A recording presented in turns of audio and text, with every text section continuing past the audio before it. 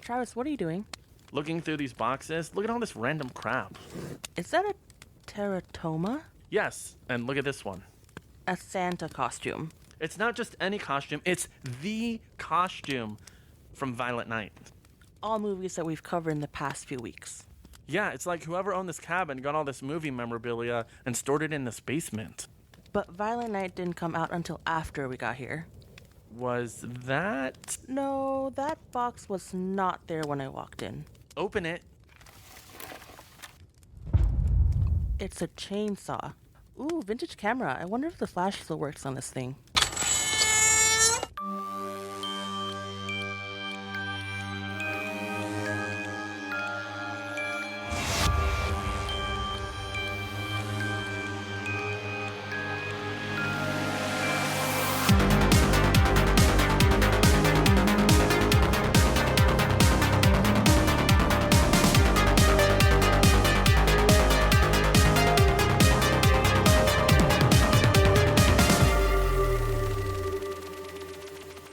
Welcome to another episode of Strangers in the Alps, a slasher podcast. I'm Dan. Travis. Frank? Sam? You two have your little skits every week. We have our own I think group it's chat. adorable. I Dan really and do. I gotta start doing something now. We'll find something we You can have do. your Troy and Abed in the morning. We'll find something we become our thing. Well, eventually. Okay. What do we call this? The That- catch-up song? The catch-up song. I never had a catch-up Yeah, song. we did. Rowdy ketchup. Oh. Rowdy ketchup. We just I keep don't saying remember rowdy this. ketchup. No. We're doing rowdy ketchup, a little rowdy ketchup, a little rowdy ketchup. I Rowdy think- ketchup, yeah. Why did you shake like that? That's how I get the voice out. Rowdy It ketchup. has to unleash out Frank, of me. you want to It's join like in? you were possessed. I'm Frank. I'm a here. possessor. So, and it's time for a little rowdy ketchup. Rowdy ketchup. Rowdy ketchup. Rowdy ketchup. That's This- what this we is did rowdy. last time. We would just. that was my job when I was a cop. I was routing ketchup traffic. Travis, is that you? And we're done. I'm a ventriloquist. I am Travis. So we have Travis is been. me. I want to talk about what we did over the weekend. We have We been didn't do anything. reined in. on Sunday. We were Sunday, Sunday. We were reined in The this Super- whole weekend.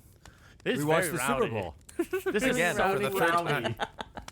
This is so rowdy. Okay, let's all talk one No, at a okay. time. Travis, would you like to tell us what we've been? Not. Would you like to tell our listening audience of what we did on Sunday? We have been reined in this entire week in the cabin. We did absolutely nothing, but we did film on Sunday. And special again, thank you to everyone that came out and helped. yes, you're welcome. Thank you, Can you raise your mic? I'd appreciate you, it if you just Alex, let me. Tony, I would Carlos, appreciate if you would raise your mic. Dan. Not Travis. He didn't do anything. Travis didn't do anything except No. direct stuff. What a fucking What a a tool! useless job. What a tool! What a That guy's- tool. And that was kind of in question the first half hour. Whoa! I'm just kidding. what a kind I'd of guy just appreciate says it do if your you let lines. me do my craft. I would appreciate it if you would. I'd appreciate it if you had a comeback. I have no. I have no comeback. So yeah, let's talk about it. So Let's give talk credit about where it. credit is due. Sam wrote this very witty script, Whoop, whoop. which I don't think we should go in seriously into the plot because it's going to be release it and then people can see it. Yep. I thought the actually Travis, I thought you did a really good job, Thank you, sir. and I thought the actors really kudos to both of them. They I thought those took- guys did a This is- great job. They that were was their so first on project. time. They've never acted before. Wait, really? No, I'm kidding. I was gonna Okay, say- I was gonna really say. elevated No way it those to guys another in there. level. Yeah, Tony for sure is. He's done a lot of commercials. So Alex has done. Actually, cut this part out. I don't know what the fuck he did. You hear that, Alex?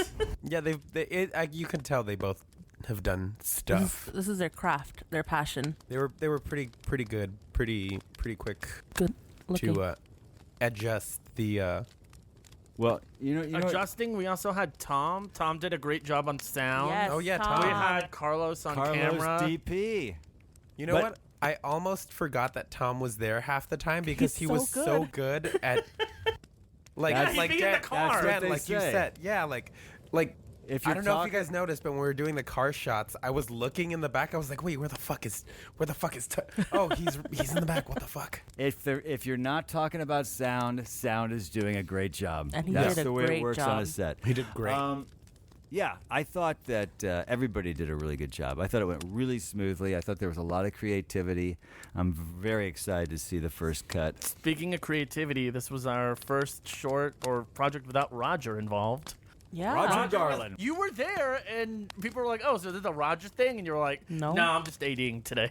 And you did a great job ADing. Yes. You kept this guy in check. He You did. did. Yes, I did. He checked myself before I wrecked myself. We had good conversations. Travis and I stepped outside a couple of times, had some really good talks. I thought it went really, really well. I thought everybody was really on the same wavelength. Yeah. Which, to- you know, they say that. I'm sorry, Travis. They say that you will make like 75% of your mistakes in casting. So if you get the casting right, The rest is easy. It almost is like the rest is easy because you don't ever want to be going, "Oh my God, we got to do another take. Oh my God, I can't. Why doesn't this Yeah. guy have it together?" I was Time up- is money. I was up the night before, and that day I was thinking, I was trying to get it down. I wrote notes. I'm like, okay, these are gonna the notes that I want to give to the actors when they come in, a little background. So we talked about it for a few minutes, and then they came in, did their thing, and I had absolutely nothing to say. For Yeah, the rest of that's- it but was that's just like, good. okay, we're gonna start from here now. We're gonna do this. I was just like, you know what? Like I said, my job that day, I was just saying action. I was saying cut. I don't know. And I love that they gave you ideas of like how to cut it, and you wanted to do more with them. Yeah. So that was great. Yeah, it was a lot of fun. They made my job very easy. And I brought donuts. You sure did. Dan Which were hadn't had great. donuts since he was a teenager. I have never actually gone into a donut shop and purchased a dozen donuts in my life. He didn't know how to do it. I did not know. I go into the donut shop and I say, "I want a dozen donuts," and the guy behind the counter says, "Okay, what do you want?" A dozen donuts. And I just like, froze "You up. mean you guys don't work this out for me?" There's no variety pack. I was Combo like- A, combo so B. I went, let me have a couple of those, 2 of those. I'll have 2 of those, 2 of those. How many more? 4 more. Okay, 2 of those and 2 of those. You did an excellent job though. There was some good variety. They were. Yeah. They were. Great variety. You pick donuts the way I pick donuts. Well, Some that's- of that. One of those. How many more do I have left? Well, Dan, I know 12 seems like a lot when you're picking Yeah. donuts. Dan, what do you see when the Pillsbury Doughboy bends over? I don't know. His Donut hole. donuts. Oh. All right. Well, that ended That was that. a catch up. Oh, what else? Anything? I mean, I feel like that's what we Oh, did last week. Did anyone see Ant-Man? No. Did you see it, Travis? Well, I I don't want to did. be too harsh on this, but I kept telling myself last week, I'm going to watch Ant-Man. I'd make plans to go. I'd be like, okay, I'm after work. I'm going to go. I'm going to watch it. And then literally I realized I'd find any excuse to not watch it. I'd be like, oh, no, I got to go make some toast when I get home. Not Gotta gonna do be- my I'm gonna get my watch hair it done. though. I do. You were so like wanting to watch it on Sunday. Oh no! That's how I am. I'm still saying I one day do. you could not No, watch it. Sam. No, we were gonna go after, but we were so tired. Yeah, that's the thing. Let me preface by saying I do really want to see it. I am going to see it, but every time I say, I don't know, I get distracted and Do you? a little bit. I didn't know that. I'm gonna stick to my guns here. Oh no. Your James Guns. When I walked out of Endgame, as when Travis walked out of Endgame, We weren't together. But though. what did we both say? We said that was it. We don't need to see any more Marvel movies. No. We're done. So I really still feel that way. I can't get into it. And I've seen everyone after. Well, Yeah. I saw Black Widow. Boy, pick the one that you say you're never going to see another one, and go see that one. But Yeah. Anyways, Mistakes were made. I will say, It's okay. Dan, also great recommendation. We all went to go eat at that deli. Oh, Weiler's. Weiler's. It was great. was there anybody there? Yes. Yeah. There was a bike convention that day. Not or like a bike, something. like a motorbike, but it was like a bicycle. Like bicycle, they had like a band playing. We came in and they were like, "Oh, so you're here with your bikes? You're We're part like, of the no. You're part." And we're like, "No, no." They had like a whole. There was a bunch They of people shut with their down the bikes. street, Yeah, yeah. they shut down the street. Oh yeah, I saw that when I was driving in at 7:30. Yeah. I thought it was just a carnival. So No. Well, No. so let's go around the room. What did you have, Travis? I had the brisket. Nice. It was good. I'd never had a dipped sandwich before. So When she said you can dip them, the whole I- table went, wow. I'm doing it. You mean you're bringing juice to the table? All right. What did That sounded like Count Chocula. No. Huh, huh. What Yeah, I can't do did that. you have, Sam? I had a lox Benedict. Nice. It was great. You like lox? Love lox. I've never been able to get into them. I've tried. Love. Wow. Sam But so popular. Sam comes in so happy talking about her food. You're like, you literally picked the worst thing on the menu. I'd appreciate it if you were nice to my friend over here. He didn't say I would anything. What are you appreciate it if talking you would about? mind your own effing business. I would appreciate it if someone let me in on the joke. Frank, what did you have? I had a BLT and avocado. A BLTA. BLT and A sometimes buleta. a blata. Plata. It was pretty good. A buletta. I enjoyed it because it had avocado, which is the fruit of my people. Avocado. Anyway, Travis, I'm sorry. You don't have to mind your own business. Well, I'm done. I'm all caught up. I minded. All right, I've cool. gotten off the pudding, in case oh anybody's no! interested. Your pudding train's done? Yeah, What happened? I don't know. So where are you putting it now? Ew. That sounded so disgusting.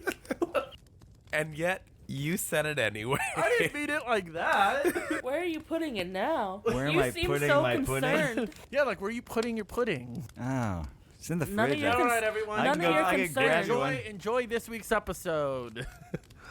So, this week, we watched not one, but two movies.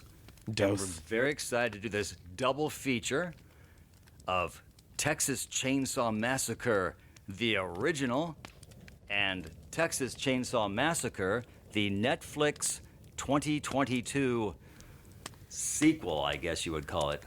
I Certainly, think the, certainly wasn't a remake. Okay. You said both words in there. To quote Scream 5, which I will now refer to as Five Cream. That's what the poster says. Five Cream. It is actually a re-quel because it's a reboot and a sequel in one. So we're gonna now refer to it as a re-quel. Well, let's do this. Let's start by discussing the original I can do that. 1974 film, Texas Chainsaw Massacre. When Sally hears that her grandfather's grave may have been vandalized, she and her paraplegic brother Franklin set out with their friends to investigate. After a detour to their family's old farmhouse, they discover a group of crazed, murderous outcasts living next door. One of them's Leatherface. I think it'd be great if we just kind of went around the circle, around the table, and just kind of gave our initial thoughts, although this might be more challenging because I'm sure. Can I go first? Yeah, do you know what I'm saying? Okay, though? I'm gonna say because you're kind of cutting me off. Dan is the only one that was alive when this movie was coming out. So yeah, it's gonna be hard for the initial impressions. Is that where you're going Wait, are with we Dan? I don't know how we can. I can do initial impressions I because can do- I did not see the movie. I saw the movie for the first time this week. I'm just giving you a Didn't you hard say time. you had like a funny story about when you saw it? Yes. So I woke up early on Monday morning and I couldn't get back to sleep. This has nothing to do with the impending movie I'm about to discuss. I just couldn't get back to sleep. So I laid there and I thought, I should just get up and watch Texas Chainsaw Massacre. So I started watching it at 6:30 in the morning. Oh my And god. I had a cup of coffee, wide awake, sitting on my couch in, of course, our cabin in the Alps, and started watching the movie. My wife, who's not with us in the Alps, came to the door at about 7 and goes, "What are you watching?" I said, "I'm watching Texas Chainsaw Massacre." She just sort of quietly shook her head, turned around, walked back into the bedroom, and went back to bed. So that was you, my movie That was watch. you making all that noise That in was the me cabin. and talking to my imaginary wife. We told you to stay off the Xanax. So anyway, that's my story. Do you want to go around the room? I mean, I can give you my. Wait, are we doing initial as in like what we thought before? We Yeah, thought? Okay, if, that's, okay. if that's even possible. Well, I mean, I even think It's though, possible like, for me. Well, It is for me, how too. Did everyone, let's just say, was this everyone's first time watching it? Everyone's seen it, well, except for Dan. I mean, I think maybe like we should do like growing up, like what you kind of heard about the movie. Yeah. That's in my initial thoughts anyway. That's So yeah, because like just like what you'd heard, because you know it's. I have a question for you, Travis. Yes. How old were you when your parents let you watch this movie? 11?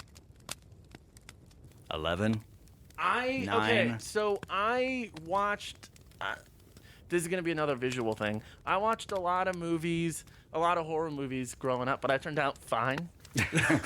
If for those he twitched, yes. But no, see, that's the thing is I watched like The Omen when I was younger. I watched Phantasm. I watched Exorcist, Friday the 13th. But I don't think I had seen bits and pieces of Texas Chainsaw Massacre. Like it was on TV, but I actually didn't end up seeing the whole film until until I was older, actually. So those are your initial thoughts.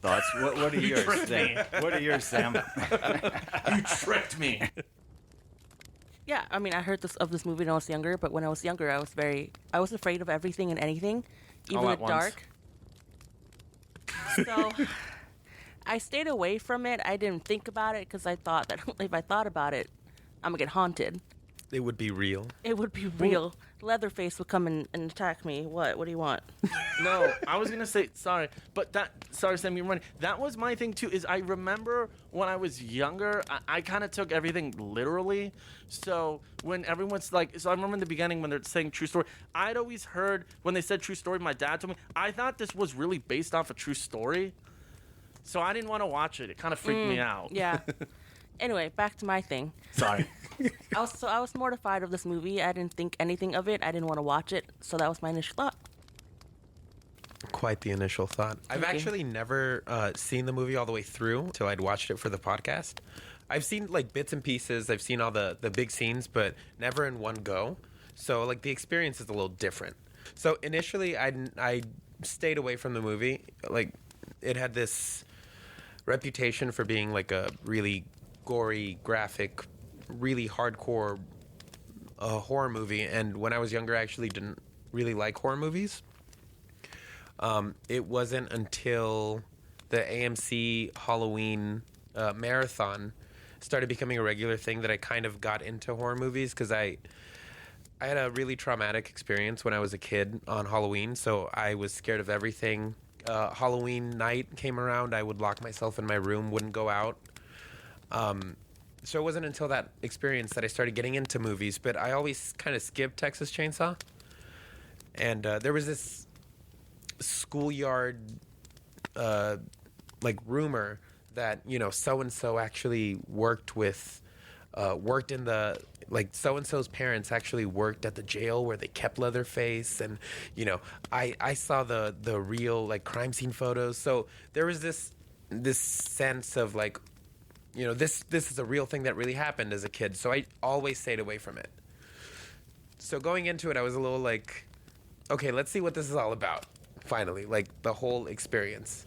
Yeah, those were my initial thoughts. Like my initial impressions of what the movie would be. You know. So we're all on the same page. We thought it was actually real. Okay, Yeah, I'm 'cause that's what I going to go ahead and thought. talk now. Yes. That's our thing now. We we have our thing. I, like the rest of you, I thought this was actually based on a real event. And I was alive when the movie came out. I always avoided this movie because I had heard it was super graphic, violent, scary beyond, you know, your wildest imagination, and it was a true story. I also happened to live in Texas when the movie came out, so I also had that kind of working in my mind, and I just didn't have any reason why do I want to expose myself to this kind of experience that just seems wildly scary and violent and gross. So my initial thoughts about the movie before I saw it was, okay, I guess I've waited long enough. Time to jump in the cold pool and see what happens. Time to jump in and start the chainsaw. Exactly. So that was my pre-watch thoughts. But I was very surprised. But now having seen it, how there's not a lot of violence. No. In the film, and that's the thing is Tobe Hooper, when he was making the film, he didn't want to include any blood or violence because he actually wanted the film to get a PG rating. That was his approach. Wait, he wanted a PG rating? He wanted a PG rating for this film. So it was like, I'm not going to show any blood. And then when he sent in the first cut to the MPAA, it was NC-17. Because they actually said, which I agree with, not showing the blood or the violence makes the film a lot more scarier. Yeah. Yeah, so he had to do a lot of edits. So it's actually funny. It actually came back to get at him with, cutting out all the violence. Well, back then they didn't have a PG-13 No, rating, right? that was, I think, Raiders... Temple of Doom. No, Temple of Doom was the first... Right. Yeah, so, I mean, there was a lot First of what, PG-13? PG-13, yeah. There was a lot of PG films you watch now from the 80s, and you're like, that's PG. Mm-hmm. I know. So then, go ahead. And Sam, I mean, I'm ready to launch into this movie. So, I'd say it's actually best if you go first. Okay. Yeah. I have to tell you, I did think the movie was. I thought the movie had a very strong opening. I think the opening titles when they're setting this thing up like it really did happen, and the way they do sort of the flashes where you see these sort of gruesome images, I found that really the scariest part of the movie, honestly. It just really sets itself up like, oh man, I really don't want to go down this path. And then you get into that whole scene where they pick up the guy in the van, and that scene is just wildly creepy. And I kept asking myself, this is really working for me. And I think the reason was because we've talked about other podcasts where I have been the one to kind of say, well, this movie had no budget. It doesn't look like they spent any money on it. But in the way Hooper directed this, it has a very documentary style to it. It feels very real. Like the acting doesn't feel like it's coming from actors, and they probably weren't really very good actors, but the thing is, it feels very like you're just kind of in the corner with a camera just watching this all go down. Particularly, I think in the first 30 minutes of the movie, you really get that sense of impending doom. Like, it's just really, I felt very edgy through that whole first 30 minutes and just thought it was really well done. I'm going to only go that far because I have a lot to say about the rest, the last hour or 50 minutes. Yeah, a lot of it is actually very fly on the wall, very raw in the moment. This is what it is. Very minimal music, which I think really heightens the dread of everything. Like just the sound of the van, the sound, you just would have heard everything kind of happen. There was a lot of shots where it cuts to a further back perspective, and it's just all silence as you see things happen, which I think was really effective. What you say about them doing this on such a such a small budget, especially for the time, this was made on $140,000. Oh, wow. That's actually, And it made $30 million. Yeah, but that's a decent amount of money for 1970. Oh, yeah, it's a decent amount of money. For a low-budget movie. Yeah, for a low-budget movie, it's pretty decent. But, even back then, they were still spending millions on big-budget movies. So it was still really, on the low end of budget for a movie. Yeah, but no, I agree, kind of, Dan, with... And I agree, with them going with the whole, cinema verte, approach of the film, especially, I don't know, like I said, it's that rawness, you can tell the whole film was shot in 16 millimeter. I agree, that first half, like you said, it adds to it, where, like I said, they don't feel like real actors. You feel like it's documentary, fly on the wall, and I feel like it's sort of the style that tries to get recreated a lot now. I feel like I had nothing against this filmmaker. I feel like it's kind of what Rob Zombie has endlessly been trying to recreate for all his films, but I think he kind of indulges in it too much, and it ends up hurting the film. Yeah, I don't want to say that anything was by accident. I'll give Tobe Hooper his credit, but I think there probably were aspects of this movie that just kind of fell together even better than he even maybe imagined that it would. It just really, it found itself... I'm talking again about the first 30 minutes. It really found its own sort of life and world that I found really very effective. I think for me, going off what you said about the dread, I feel like it kept going after the 30 minutes, and it never gave the audience a sense of hope. And it was continuous dread, which I loved because it really helped build that intensity, starting from picking up the hitchhiker and then him slashing the brother's arm, and then going into running out of gas, not knowing where to go and how far they can go, if they can make it to the house. And then even then as well, even with the old man warning not to go to that Franklin house, even though that's their house. Like, you never was like, okay, they're going to be fine. It's no. They're always going to run into some sort of trouble, and that helps build that, that scare factor. And the plotting was so simple. A lot of Yeah. this movie is very simple. Hey, we ran out of gas. Let's go barter for some. Let's look in this house. It's not overly complicated at all. It's normal. Yeah. Things that you would run into. And every character like you meet within that 30 minutes, like you think it's gonna kind of be that like stereotypical like the gas station guy, kids don't go up there, and he disappears for the rest of the film, which is kind of like unsettling, because then he's like, oh well, we don't have any more gas, he might come later, he might come tonight, he might not come at all. Why don't you just come in and get some barbecue? So it's kind of like inviting them in, and it's kind of like giving them expectations like they might be here for a while. And then afterwards, like when you find out in the house, when they start coming, you're like, oh, like he was planning that. Like right when he saw them. But even like, I agree, that whole scene was great. And even the detail of the guy washing the windows. Oh, yeah. What a great piece of casting that guy was. I was trying to figure out, who is this guy? He's just this I sort of, love that he just kept following the old guy back and forth oh, to yeah. wash the van. That was funny. Absolutely. With casting, though, because you mentioned you really liked the voiceover at the beginning. Yes. You know who the guy who did the voiceover was, right? Did you ever watch Night Court? Oh, of course. Yeah, it was John Larroquette. John Larroquette was John the... Larroquette is he Oh did, my yeah, gosh. it's from Night Court. He did the voiceover. I didn't see that in the credits. That's so No, cool. I noticed that we're watching it because the person I was watching it with, they were like, "Oh, it's John Larroquette from Night Court." I was like, "Oh my God, you're right." That's crazy. He does the voiceovers for all the movies, including the remakes. Really? Yeah. Really? Yeah. Oh, that's Yeah. cool. That's a great voice. Yeah. Can I? Go ahead, sorry. As that voice, the chainsaw, the camera flash sound, all iconic to this franchise. Absolutely. That shutter sound freaks me out every time I hear it. Yeah. It's the kind of movie that I wish I would have seen in a drive-in when I was in high school. To me, that is like the perfect drive-in movie with your friends in the car, and just that kind of bad sound that the drive-in. When I was in high school, the drive-in had the big clunky metal speaker you'd put inside your, and just I think it would have really added to the whole kind of horror of it all. I agree too, because like having the speaker in the car, and then what I noticed in the beginning, it's something like a little detail that I kind of like in a lot of horror films. It kind of reminded me of Night of the Living Dead. Is I always like in the beginning when they kind of have like the voiceover narration where I think it's like on the radio and you're hearing. I don't know. I feel like it really, especially for like films that are set on the road, it adds like an extra layer of creepiness like every time to me.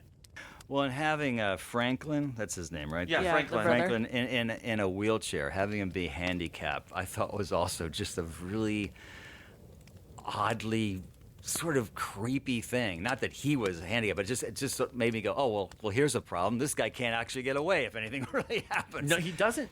Well, he doesn't, no. But I have a question about Franklin. Mm-hmm.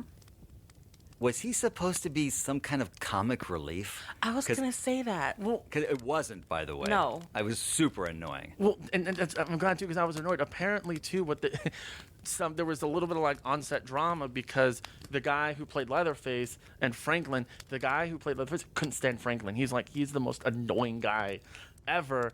Later, they ended up becoming best friends because I guess the guy who played Franklin is like a method actor, so he stayed in character like the whole time. So I almost want to say I don't think he was supposed to be comical. I think he was kind of supposed to be annoying. If he wasn't, I find him very annoying. He's annoying. Sorry, in that part in the house when he was like going through the rooms and blowing raspberries because he was. Horrible. I was like, what? How? Yeah. When I'm frustrated, I don't do that. I don't know if that's like a thing people do. I don't know. You know what? You do it? No, I'm just going to say I'm so glad that he is the only one in this movie actually killed by a chainsaw because there was no one more deserving. In retrospect, I thought it was hilarious that he rolled down that hill at the beginning. I kind of laughed. I kind of laughed too. Same. You kind of see that coming. Yeah. But you know what's cool is that he's the only death that's by chainsaw, and it's all off screen, but it's all really, really gross. Mm-hmm. You don't have to see it to be grossed out by it. I agree. And there's that scene in the I guess it's the kitchen where he has the first guy on the table and she's I guess in the freezer or whatever. She's on the meat hook. Oh, yeah. And you can see he's chainsawing the guy's head off. Now Yeah. he's already dead, but Yeah. you don't really see it, but you know exactly what's happening. Yeah, they I cheated still a lot. sweated. I still like put my hands I- over my face, like I can't watch this. I probably found it's definitely up there. One of my it's not the most disturbing thing, but as far as like just in that whole part of the film, the one that I actually found the most disturbing is when I think it's the girlfriend when right after the boyfriend dies and she goes in the house and she's looking and she opens up the freezer and that girl kind of comes out. That was freaky. That was the other guy. That was the that was the guy. The other girl. Was that She- the girl who fell and saw the bones in the living room and then got captured Yeah. and thrown in the Yeah. freezer? Oh, the bone that couch. Was, that bone, was good. The bone couch. That was actually a really stylish couch for me. I That's love the that couch that we're sitting on now. Gotcha. As we're recording the Gotcha. podcast. Yes, it is actually. Unpopular opinion. Is it though? Just wait. Oh. I think the teens were the villains of this story, because Leatherface was just chilling in his house, minding his own business, trying to cook for the family, and the teens started barging into his territory. So all he was doing was just protecting his land. Well, Agreed. The Sawyer's family. Agreed. Wait, Franklin so- did deserve it. I'm sorry. Well, I'm Not gonna. else, just Franklin. Wait. Before we go further, I just have to say, method acting is not necessary. Please stop. Yeah, exactly. Yes, please stop. I'm begging you as an actor. Franklin was not method acting. He's saying his method acting, but I think he really is that annoying. And by him saying his method acting brings him to a whole nother level Of annoyance? Of annoying. I want to say that, and maybe somebody here knows the background of the script, that at times, well, in one particular scene, and that's the scene with our Sally, our main, I guess I would call her our heroine, I guess, and Franklin, when they're at the van, I swear, did Toby just say, I have no dialogue for you? Just start, they kept repeating the same lines over and over and over Which part? again. When they're out the van at night. waiting for other? Let's go now. No, honk the horn. No, I have the flashlight. No, I'm not going. No, I'm going. Give me the It was a very annoying scene. I found Franklin as annoying, but I think it was very much like in the moment. Like, Dan, if you and I were trapped out by the van right now, I have a feeling we would kind of have the same conversation. You would be annoyed with me. I'd be like, let's go. And you'd be like, no, we got to stay. I feel like that's what it was. It was just very frantic. I think they tried to catch like an in the moment. Like I said, it Maybe might it's not just have the worked. execution. Maybe the execution wasn't right, but that's what I felt like. It was whole dilemma. Like, do we go? Do we stay? And you have Franklin that's like going, but they want to. You said that their conversation was going in circles, and now myself talking, Yeah. I'm talking in circles. Right, but we would edit all that, and hopefully we will. Go ahead. What I want to say is I do agree that some scenes go on a little long. Some scenes are a little longer than they should be. That scene in particular as well, but then also when she was getting chased. I think it was it Sally or was it the I don't remember, getting chased and getting intertwined with the vines? It was Sally. She's the scream queen, Yeah, by the way. go. Sally's the only character, other than the wheelchair falling down, is the only character that like runs away and is getting chased. Everyone else, I think, pretty much dies like right away. Yeah, but what I'm saying is that the scenes go on way too long. It's kind of like he wants to do it stylistically, which is some shots are great, and then they're like, oh wait, actually you're getting chased, so let's continue the chase, so get the point across that he's getting chased. Well, I know. Go ahead. How many windows is she gonna jump through? She loves jumping out She keeps- windows. I was like, there's a scene where she's on the second floor. She goes up the stairs right through the window. Let's be honest. I don't want to be cut by a chainsaw. If I was up there, I myself also would have. I was like, you know what? I might, get some compound fractures on my legs. Of course you're going to jump out the window. I'm gonna jump out the there's no window.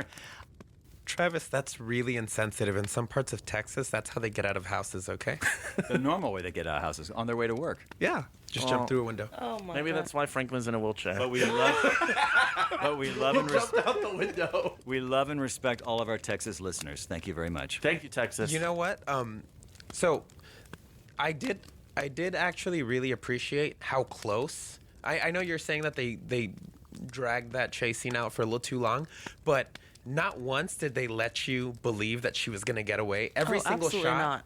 Leatherface was within striking distance. Yeah. It was really tense. It went on for too long, but it was actually kind of a tense chase scene. Even that last shot when she got out of the house and the brother was very close to her. So yeah, Oh, yeah. that's the same thing with Yeah. that shot. Oh yeah, really, really, really well done. You know what though? A lot of the shooting conditions, from what I've read, were really terrible for this movie. It was like a 5-week shoot. Lots of like animal corpses lying around when they were filming. High heat. Apparently, they had to take breaks to go outside for oxygen and to vomit Oh, before wow. going back into film.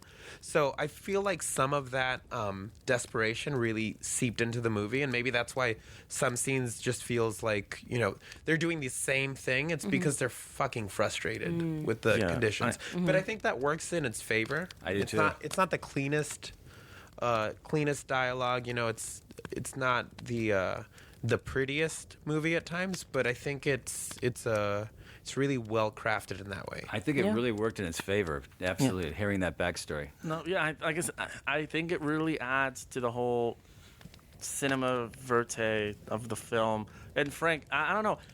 You said it's not the prettiest film.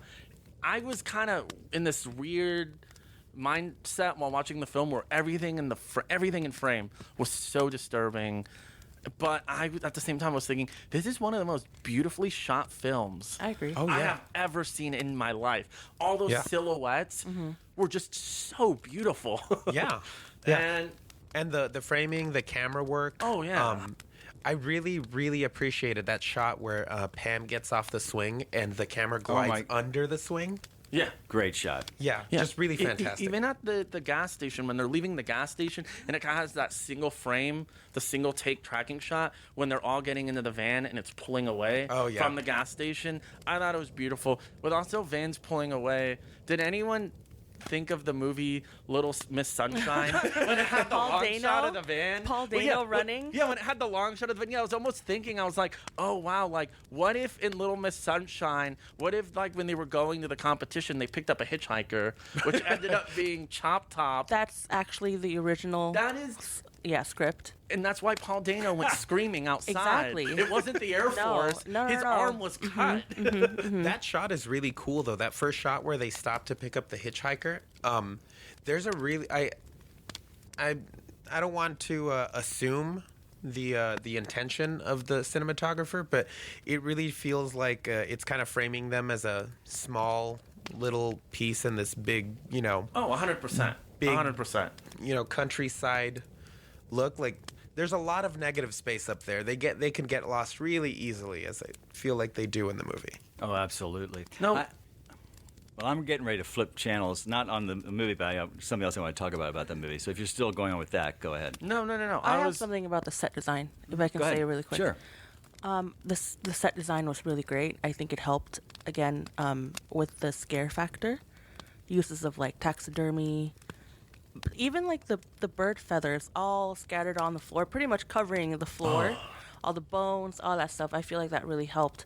And along with the shots, I think my favorite shot was when Sally went up the second floor and then found the grandpa for the first time, and she was pleading with him, not knowing who he was. Yes. That scene was my favorite. I think that setup with the rocking chair and everything, that was great. It felt a bit psycho Yeah. to me. Yeah. Yeah. Like where you find grandma, in his rocking chair, Exactly. or mom rather. I don't want to shit on your I guess your praise of the set design, but they really just filmed in abandoned houses. They didn't Then really. they picked a great house I'm to just film kidding. in. I mean, it has almost become the signature shot that they recreate in every film. But the only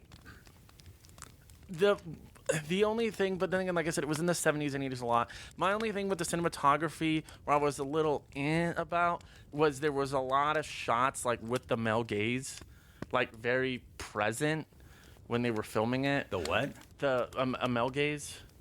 So a male Why don't you explain that to our ignorant audience who Okay. doesn't know what a mill gaze is? So basically, what it's That would just be kind me, of guys. saying is it's kind of like the way the film is shot or the way the camera's set up is kind of like it was a guy like in the audience, like his perspective or what he would be looking at. Like the Coke fridge scene. Yeah, there's that, and then when I think Sally's walking or the girlfriend's walking, and the camera's kind of low and it's kind of pointing up, and you can see her butt. But I think that's yes, but it's also like it's made during that time, especially horror movies at that time. It's very sexploitation, so it absolutely makes that's sense. what I'm yeah. going with. I was like, well, then again, but a lot, and I'm not saying it's good, but that's Right. you know that's at that time. Yeah, that's what's most popular. yes. Can we because for some reason no one's brought this up, so I will. That dining room dinner scene. Okay, now I guess there's a couple ways we can go with it. I personally found it really campy. Yeah. So it actually took me out of the movie. I started just finding it silly. Now, I get that on certain levels that might have really worked, and maybe it does work for other people, so I'm not, but I just started going, oh, wow, this is really... And to me, the rest of the movie just stayed at that campy level. What? Right through her escape, right through him getting... And that last shot, come on. Remember...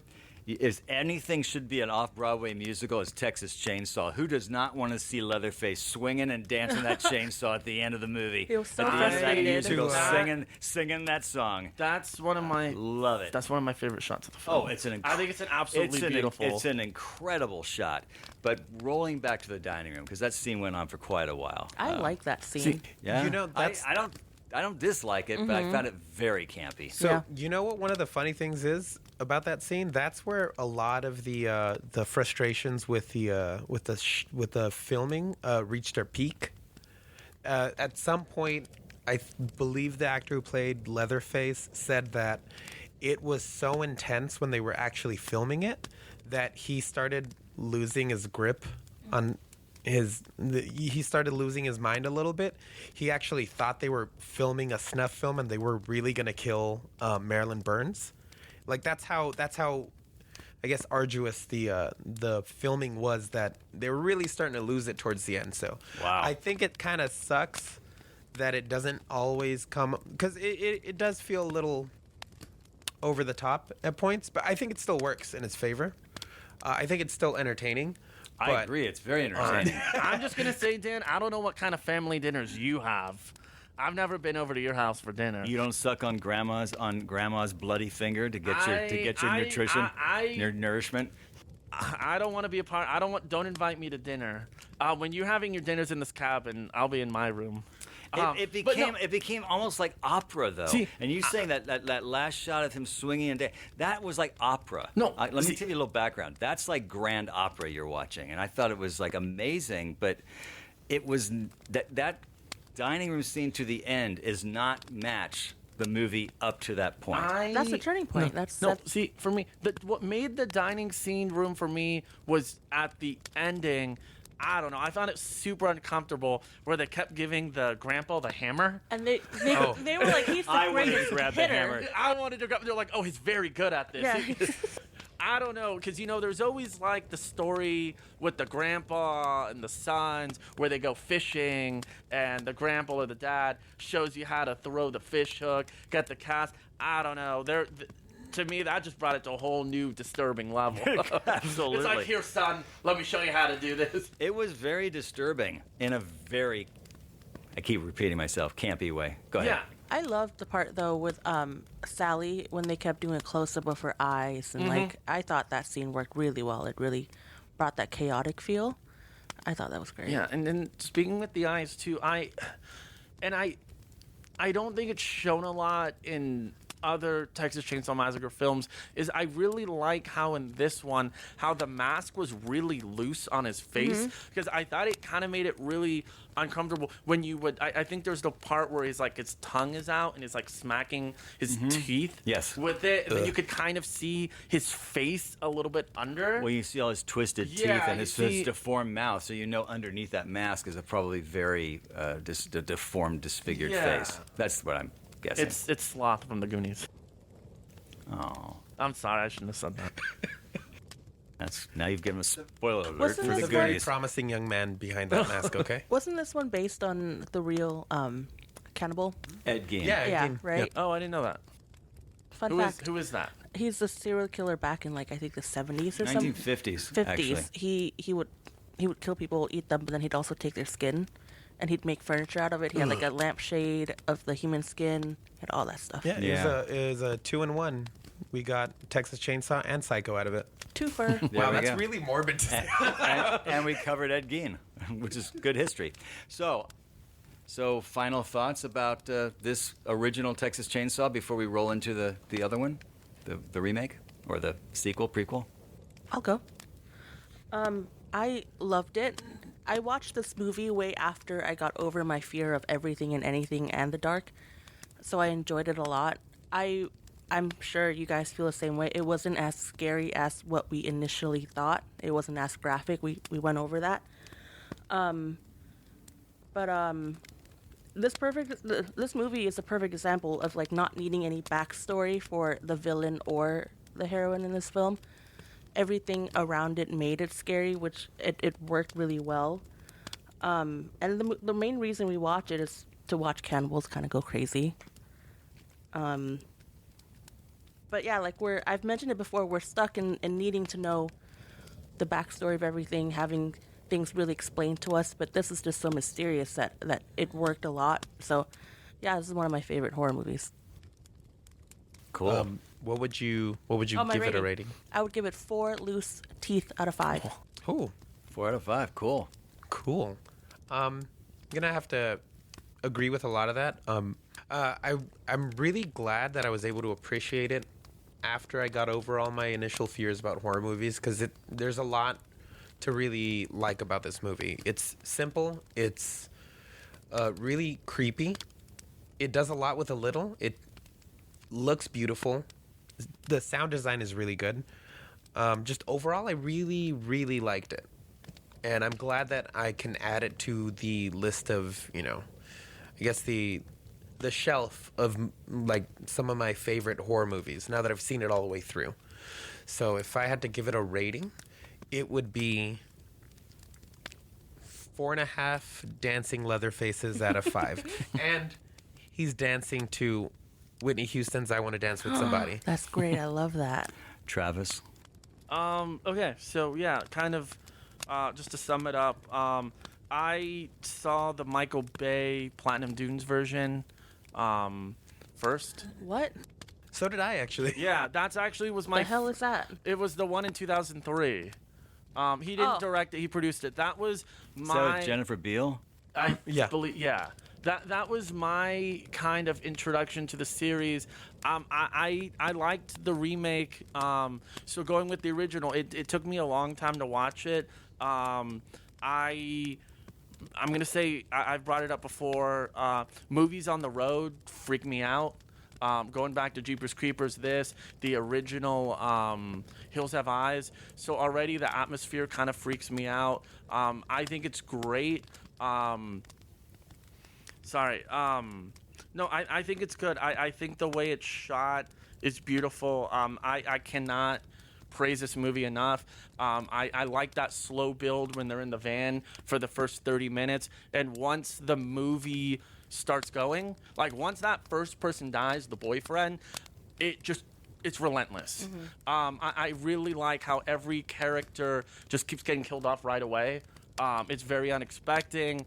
And then they have that long chase at the end, which is actually why when I watched this the other day, I saw when we had it on Vudu, it was with ads. Yep. And I got frustrated, so I actually bought the movie. Because I bought it for Vudu because I was like, I'm not gonna sit through ads, because I just think like that second half of the movie, it just does not let go. It keeps going. Ads would ruin it. Also too, for my love of this movie, I actually ordered the German steelbook 4K of this version just so I can watch it. And I will give this film now, I will give it, I'm actually going to go with a perfect score. I'll give it 5 out of 5 burning photos. I cannot, I know I'm getting a little caught up in my thoughts, but I love everything about this movie. Cannot recommend it enough. I think if anyone ever likes horror movies at all, or if anyone's even just studying film, you need to watch this movie. All right. I'm going to be a little more brief on this. I did like the movie. I'm really glad I saw it. I'm sorry I put it off for as many years as I did. I would have loved to have seen this in a drive-in when I was in high school, because I was in high school when this movie came out, so that would have been super cool. But I didn't because of my fears of these kind of movies.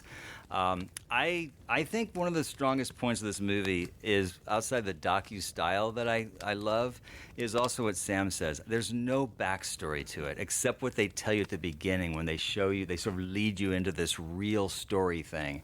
But you don't get any background. It just happens. It just keeps happening. And it's like, you're just sitting there going, I can't stop this. It's just, and it's just going to keep going and going. And will anybody get out of this? I mean, it was the kind of movie that made me feel like they may all just be slaughtered at the end of this movie. And even at that last shot when he's dancing with his chainsaw, but it reverses on Sally and she's absolutely horrified out of her mind. It's a very brutal ending. But I also would be remiss if I didn't quote what I believe to be the best line in the entire movie, and that is, "Cost of electricity is enough to drive a man out of business." The most random, why are you talking about electricity at this very moment? But I'm really glad I saw it. I think it's a classic. I think on so many levels this movie really, really works. And I think so many movies after it really owe Tobe Hooper and this movie for how it sort of laid a lot of groundwork for a lot of these future slasher horror movies. I will score it. I'm going to give it 3.5 Swiss Army knives, because they sure spent a lot of time talking about that. Where's my Swiss Army knife? Speaking about a lot of time talking about things, I wanted to save this till the very end. So each of you had mentioned once about how intense this movie was. So I'm going to say it was intense, just like I went camping. Oh my God damn it. I was saving that the whole time. Wait. Before we go though, did anybody have a favorite kill? Oh, crap. I think of Franklin. I mean, you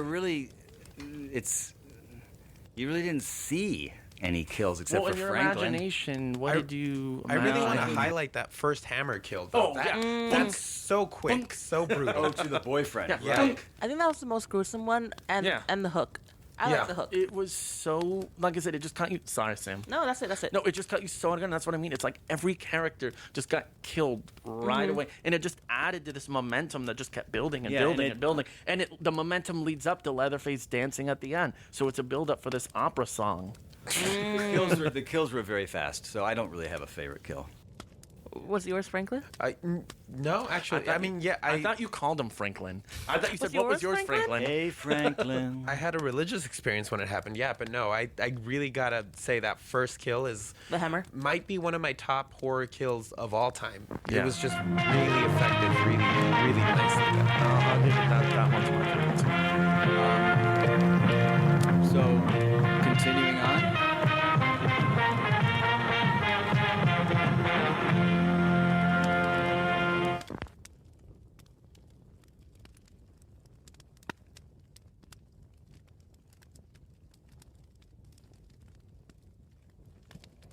Influencers looking to breathe new life into a Texas ghost town encounter Leatherface, the legendary killer who wears a mask of human skin.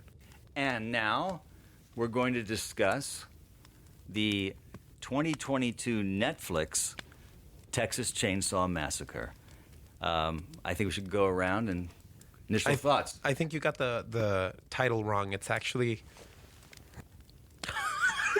It's not Texas Chainsaw Massacre. It's called the. I'm missing out. I think It's called the Texas Chainsaw Massacre. they have their own jokes again, and you and I don't have anything, Dan. And it's very frustrating to me. It's making us laugh too much because it makes us laugh. Yeah, but it's the Texas Chainsaw Massacre. Dan and I have jokes too. Dan, remember Remember that one joke you made, Dan? Remember when we were at Millie's Diner down the street? This movie. Somebody's gonna Uber, please come and pick me up. Okay. So this came out. Was this an exclusive Netflix release? Yes. It was. It So this- actually wasn't intended to be. Right. It was just sold off to them Okay. because of For obvious reasons. reasons. Well, let's not give all that away yet. That's so all you it need. came out in 2022.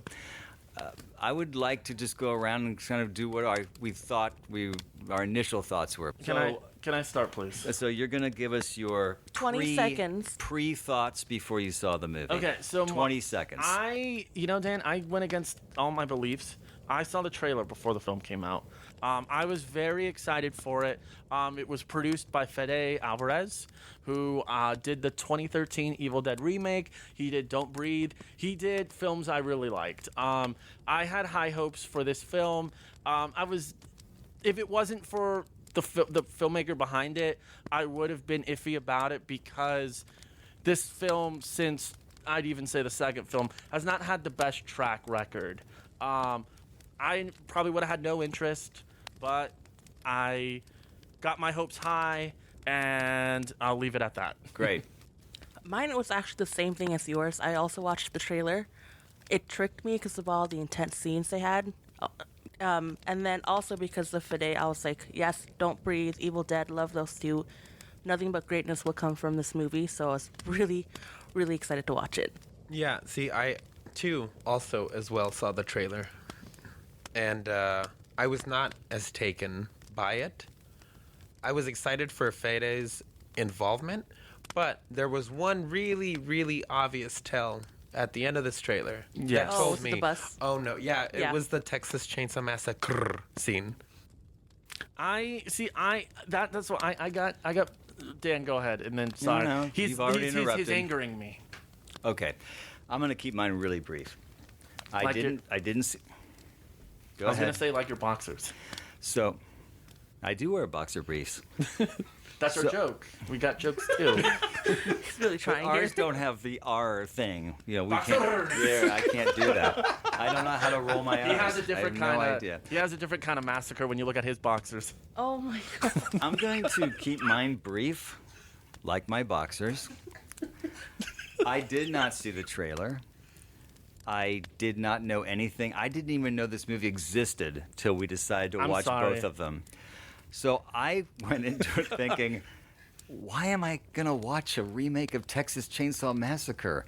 I haven't heard about this, so I know it's probably not even going to be good. It's gonna massacre the first film. So I have to say I went into it kind of like really not wanting to watch it at all, because I felt good about the first one. So that was my pre-thoughts. Would you believe me if I said there's a Texas Chainsaw Massacre film starring Matthew McConaughey and Renee Zellweger? I would not believe Because you. that's the film. Texas Chainsaw Massacre for the Next Generation. What year was that? 90, First Contact. 94. Yeah? What'd you The say? year of our Lord, First 1994.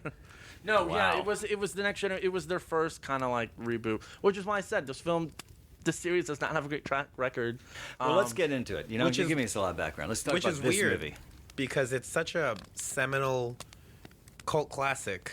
But- It's such a big name in horror, but it's so weighed down by all this terrible Leatherface should be like this iconic figure, and he is, Yeah. but he's not Michael. Well, He that- doesn't have 11 films in him. It Keep coming They back. probably no. They You actually need to move to the city. This is just too. You're out there in the middle of nowhere. You got to move down to like Leatherface in New York. You know. They already did that with Jason. Jason Takes Manhattan. I'm talking about Well, Leatherface. no, and I think that's the whole blessing and the curse. It's like when you get these iconic characters, every studio, every production company wants to milk it. They all want to make these films, and I feel like it's the blessing and the curse where they just don't want to leave the properties alone. What's 'Cause the blessing?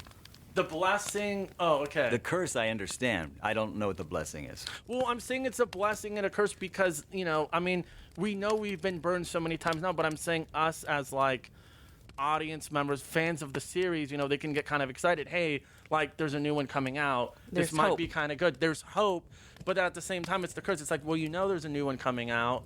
It's not going to be any good.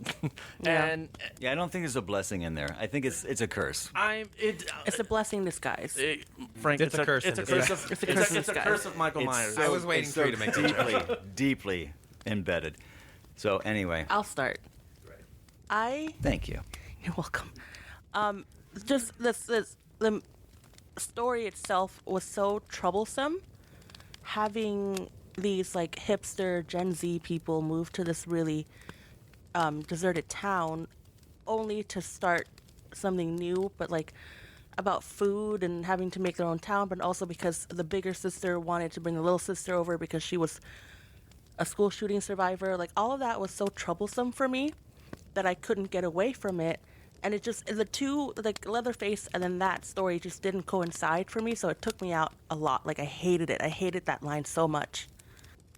Yeah, I don't want to totally get deep into that yet, but that whole being a survivor of a school shooting and that journey that she had and where it kind of climaxed for me was very disturbing. And I don't mean like in a horror movie kind of way, but like in a what are you thinking? Right. As a writer and a director, what are you thinking? Mm-hmm. No, it was so insensitive. Mm-hmm. That's the word, insensitive. I was trying to find it.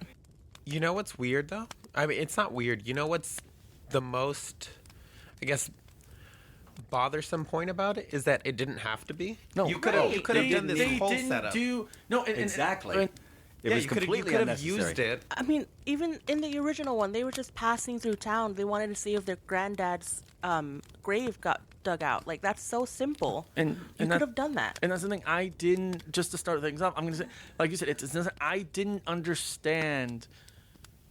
I'll admit, I've seen a lot of crap in my life. That's no surprise. have a lot you? of crap. You've seen Shopping Mall, my friend. Previous episode. You're the king but of crap. I didn't understand what this film wanted to be. I didn't know what it was because, like you said, you have these stories like the school shooting that kind of comes out of nowhere. It's very insensitive, does nothing for the movie. You also you also did the Halloween 2018 approach where you were like, hey, this is now the Sally from the original film is coming back and she's been waiting this whole time. Did absolutely nothing. I mean, it really was a disservice to her character, what they did with the character in the film. You also, like I said, I just didn't get it. I don't know what, it confused me. Mm-hmm. Do we need to do any kind of just an overview of the story of the movie? There is no story. Well, no. I mean, there is a story. But Sam started to lay it out. I think maybe it's worthy of us to take like 1 minute just to sort of to explain the plot, so then we can talk about it. Because I think a lot of people are not going to see this. So they might as well know what we're talking about. I think we should because, and I was trying to hold back when we were talking about Texas Chain Saw Massacre with a lot of my thoughts because I agree. If Sam, you just want to continue the story, and I can tell you what really angered me about this film with its connections to the first film. So, what was this film about? There's a lot to be angry about.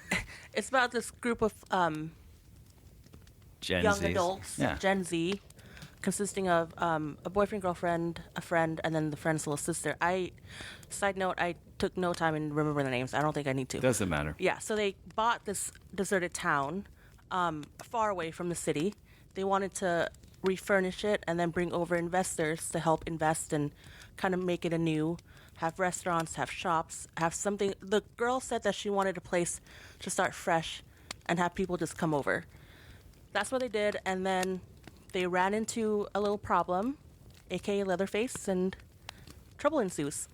And that's not even Leatherface. Let's put it out No. there. That is not Leatherface, which makes, again, just doesn't make any sense. What makes no sense to me is they're doing the Halloween 2018, where it's her, she's like, oh, I've been waiting for this for like 40 years. I'm going to have my final showdown. She, because people age, she is now much older. So then you have Leatherface, where I'm like, he's an old man, and he's running around with his chainsaw, picking people up. It absolutely... But he wasn't an old man. He was a guy, he was like 40. That's what I'm saying. It makes no sense, because if you're going to do the final showdown, how are your two characters not the same age? See, I don't completely agree that I don't completely agree that it would bother me, because Halloween does the same thing. Halloween 2018, Michael is definitely older than Laurie. He's like in his 60s, early 70s, and he gets away with a lot of that stuff. But the difference is that the Halloween reboot trilogy, take the last two films weren't great, right? But they still do enough right, at least for me, that I could let it go. But this movie doesn't, and so it doesn't earn that.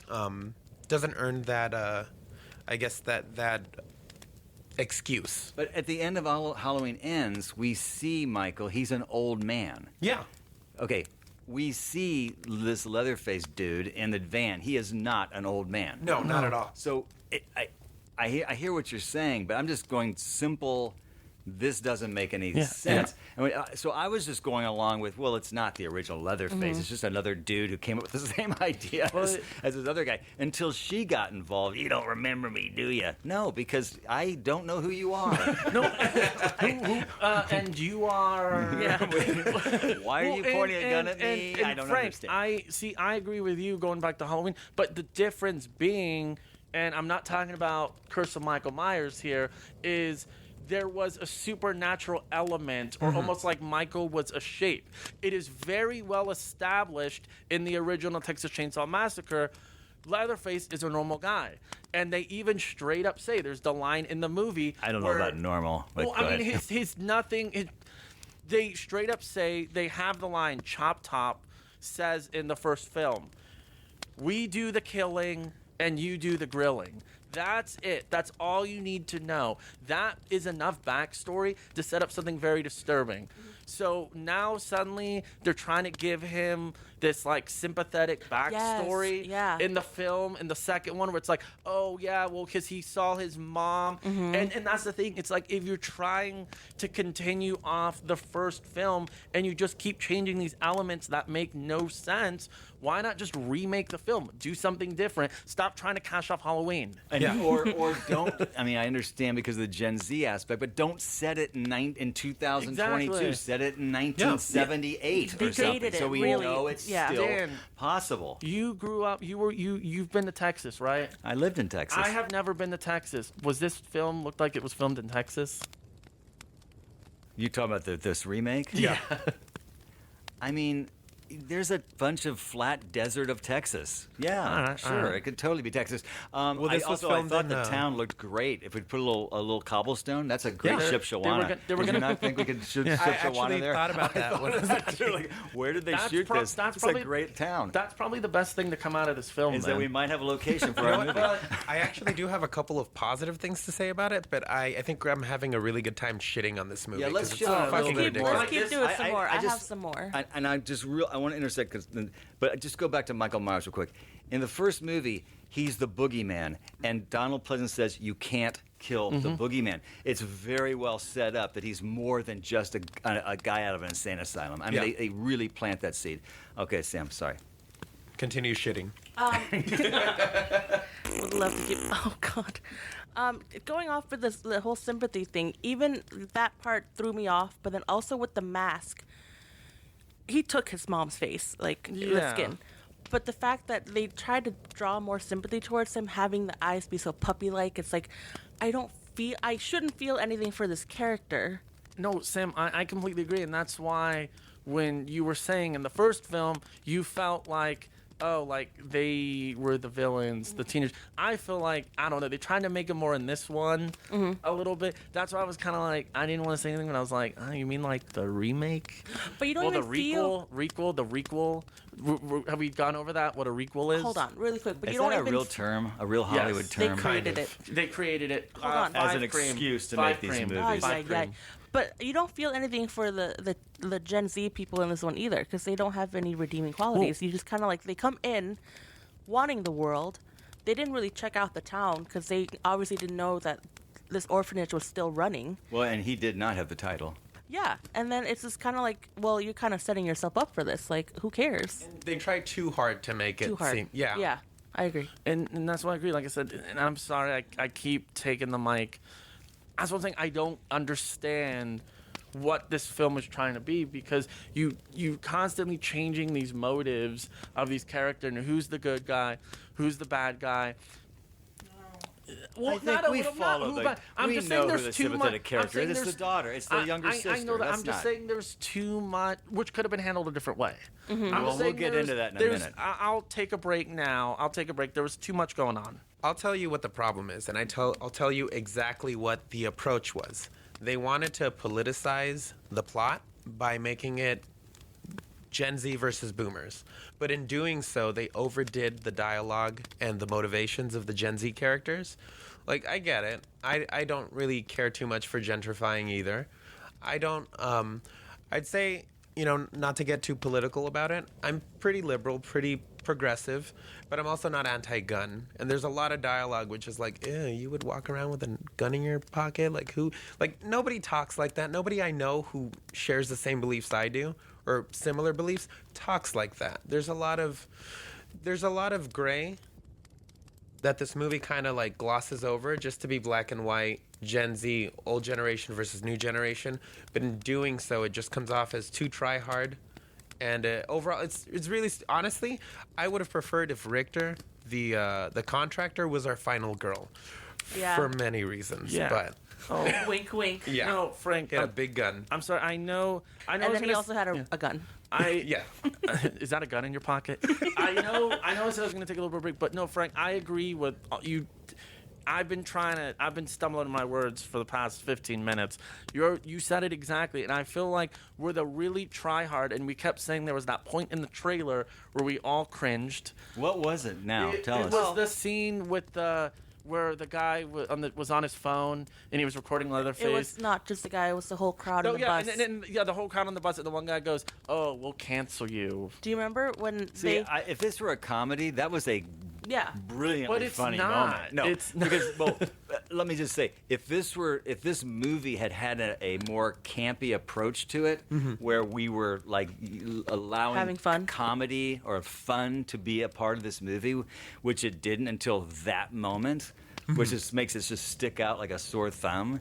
I mean, that's just based in not this movie, but just comedy. A guy with a chainsaw gets on, just kill a bunch of people, and everybody, all their Gen Zs pick up their phones. Yeah. And, I mean, that's a very funny idea. It just doesn't fit anywhere in this movie. No, not with the approach that it had. of course But not. That's why me and Sam joke about this movie, because it's like this movie is really the party bus massacre because it has to do everything called that's that. it has to do everything that's Present. quote unquote popular and present Yeah. in today's Culture. Yeah, it's Pop it's all culture. about pop culture, but it doesn't understand How to play it. yeah, or why certain things Yeah. are popular in pop They just culture. threw it in. Yeah, it screams of someone who's out of touch that thought these things would catch an audience. It's That's very interesting. why are you the way you are? Why are you the way that you are?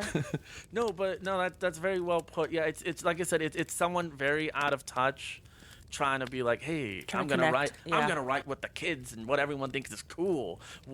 It was like picking a bunch of things out of Yeah, hats. mishmash. But also, where the first movie was scary and moody and not showing you very much, this movie chose to show you every possible way you could kill somebody with a chainsaw over and over. The only thing I didn't see was anyone's genitals get cut off. And Oh, but honestly, it I was No, waiting for that. That's in the extended cut. Okay, good. The director's Well, it cut, which wasn't I'm sure. extended for I know, long. but it wasn't extended for long. Exactly. It was the bigger, longer, and uncut. So anyway, I will say again, I was tricked because the first kill was so good in the police van when they got pulled into the sunflower field, and then that whole like Leatherface going around. I thought that was. I was like, okay, this is it. This is the beginning was fine. Whatever, I'll forgive it if it stays on track. It didn't, and I feel like that bus scene. That you're gonna get canceled. That was such an overkill, literally. It was just too much. Like, Yeah. it grossed me out. Going with that police van scene though. Well, that setup is in like every movie, and I don't know why it. I guess maybe it's because I didn't like this movie as much. There's things, like I said, there's things that I liked about the movie, but I like my tropes. But I don't know. This movie did the whole like.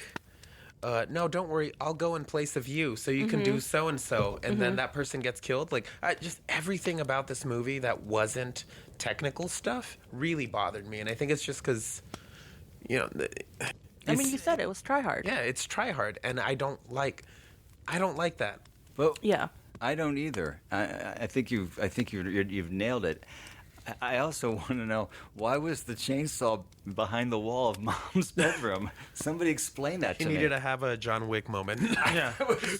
That was just That's just another example of where you're sitting there, you're completely taken out of the movie, going this, and it was all gassed up and ready to go. No, Dan. Speaking of being taken out of the movie, and I'm gonna keep referencing other films. I dislike this movie so much that, and Dan, I'm not joking when I say this. In the previous film that came out before, they kind of establish this whole lore where if you're a member of Leatherface's family, he's gonna protect you. He's like your bodyguard. Loyalty. It's loyalty. Like I said, Sawyer is family. You find out that's the last name. It's kind of what they start to establish in the series. There is a character that Leatherface is chasing throughout the whole film, trying to kill her, and you find out that the two characters are related. They both find out they're cousins. While this is going on, the townspeople have Leatherface tied up on a chain. They're trying to kill him. Okay? So now you find out they're cousins, and the girl's like, then they start going after the girl because they're cousins. They're trying to kill her too. They're like, we got to take out the whole family. The girl, even though she's been chased by Leatherface killed her friends. She gets herself loose, gets the chainsaw, looks at Leatherface in the eye, and says, do your thing, cuz. Throws the chainsaw to Leatherface, and he goes at it. So this was not the worst movie then. No. Your movie is worse than this movie. This movie, as bad as that was, and there's other stuff in it, I will watch this movie. It was Texas Chainsaw 3D. This movie makes that scene in that movie seem like Citizen Kane. That's such a claim. And Texas Chainsaw 3D is also very shameless, where there is a rapper in the film, okay? A rapper, like he's not a rapper in the movie, but he's a rapper that they casted in the film. And there's a scene where they're all at the character's house and they have music playing in the background, and guess whose song it is? It's the rapper's song. Very shameless. Again, I will watch that movie once every day for a week, then watch this one again, the 2022 version. So speaking of shameless, I'm not gonna lie and say that I don't think that school shooting narratives have a place in horror movies. I even think that this movie could have done something with it, but I think the thing that's the most egregious about it is that it doesn't fucking matter. Her background as a school shooting survivor doesn't matter other than to, I guess, other than shock value, other than to give her a thing to get over. Right. So what's the point there? Yeah. Like I said, I think and I say it's very tragic. Like I said, it's sadly, it's something that happens here a lot. And like I said, I feel like it's trying to just take off of that, It was just such a dumb, thin, stupid plot, and then they shoved something very disturbing, something that's very topically disturbing into a very stupid plot. If this was a way for them to justify the ending of her using the gun, then that was just wrong. I don't think that's the way they should have gone. Absolutely right. Or they could have done something else rather than just, I don't know. And I don't mean to change the subject too much, but you said speaking of school shootings, have all of you seen the movie We Need to Talk About Kevin? Yes. It's very good. It's very good, and that's. Wait, Dan, have you seen it? I have not. No. Watch It's it. really It's good. a very sad movie. Tilda Swinton and Ezra Miller. And essentially, it's John C. Reilly. Yeah, it's about it takes place like afterwards, and it's a mom with her son, and he shot up to school, and it's now her With a bow and arrow. And it's now her talking to him, and it's really sad. It's her trying to figure out, is there something that she did while he was growing up? It was the aftermath of it was the aftermath. Yeah. Was it something I did? So the whole movie, like as it starts, it's kind of like going through from when he was born, leading up to the event, and it's the mom trying to cope. Sure. That sounds great. You have to watch it. Absolutely. It was based on a book, and the book was great too. Yeah. Oh, Yeah. cool. Changing the subject to positivity of the movie, I think the suspense and the thriller part of the film was done very well. Everything from, again, the police van to even when the big sister was under the bed, and then when Leatherface went onto the bus with investors. I feel like all the build-up's great, execution-wise great, it still, for me, doesn't make up for the lack of story. Yeah, I think that's what it I is. ended up on a bad note, but Yeah. I meant to say that it was great, the setups. Yeah. That's the Yeah. thing. That's what the film is. It set up so much, and at the end, nothing mattered Yeah. at all. Yeah, I think that makes it even worse. Yes. As a disappointment, because so much of the technical stuff is done really well. Like the just like with the original, the shot composition here is really interesting. It's some really beautiful imagery, like that scene where Sally shows up in the sunflower fields, and you see the storm in the background Yeah. lighting up the otherwise dark night. Really, really gorgeous. The scenes where Mel, the older sister, is going through the house and Leatherface is already in there. A lot of that stuff's cool. Again, it's just that's about as good as it gets here.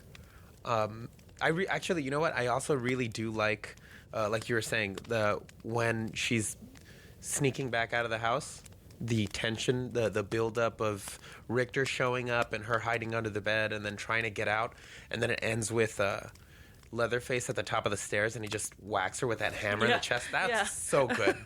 See, if that wasn't a better movie, this could have been a really great absolutely. return to form for the series. It's when he says, "See you at the party, Richter," and then hits him. I hate you so much right now. Total Recall. That's gonna be in our Instagram video. We're gonna dub the audio. Anyway, You'll all laugh. It's Total Recall You'll with all Arnold see. Schwarzenegger. what's on your Have you seen it? Of course. There's the part with Richter, and you go, "See you at the party, Richter," when the guy's arms get chopped off. It's a movie reference, Dan.